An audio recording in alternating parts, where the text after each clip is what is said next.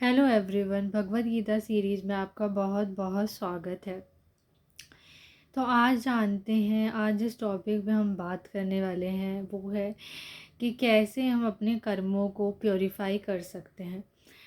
दोस्तों देखिए, हमने सुना भी है कि अच्छे कर्म करो और चैरिटी करो, दान करो, पुण्य करो, जिससे आप कहीं ना कहीं अपने पापों को काट सकते हैं। लेकिन कई लोग फिर भी ये सब चीज़ें करते हैं, पर उनके मन में कहीं ना कहीं फिर भी उम्मीद जागती है कि जो भी वो अच्छे कर्म कर रहे हैं लोग उसके बारे में जाने, उन्हें फेम मिले या उन्होंने कितने पुण्य किए लोग उनकी सराहना करें। तो देखते हैं भगवद गीता में भगवान श्री कृष्ण क्या बता रहे हैं इसके बारे में कि हम किस तरह से अपने कर्मों को प्योरीफाई कर सकते हैं। ठीक है, तो हम बात करेंगे अध्याय 2 के बारे में, कर्म योग, जिसमें भगवान 17वें श्लोक में कह रहे हैं, तद बुद्धिया तत् आत्मनः तत्निष्ठा तत्परायणः गच्छन्ति अपनः आवृतं ज्ञान निर्धूत कल्मषः।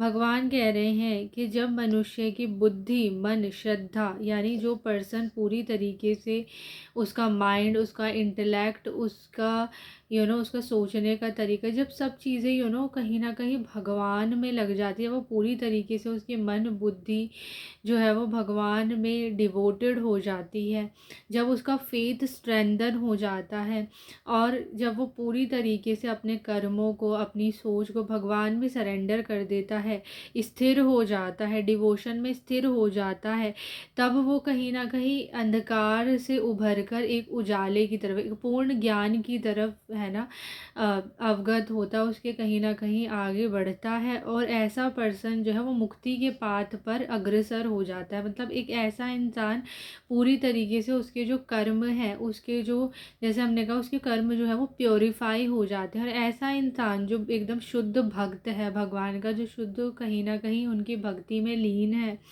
वही इंसान जो है हर इंसान में एक भगवान की छवि को देखता है। वो किसी को ऊंचा या नीचा नहीं मानता कि कोई उससे ऊपर है, कोई उससे नीचे। उसके लिए सब लोग समान होते हैं, चाहे वो जीव हो, जंतु हो, कोई भी हो। और ऐसा ही व्यक्ति जब कोई दान करता है, पुण्य करता है, तो वो सारी चीज़ें भगवान के नाम पे करता है, ना कि ये सोचकर कि ये चीज़ करता मैं हूँ इस चीज़ का।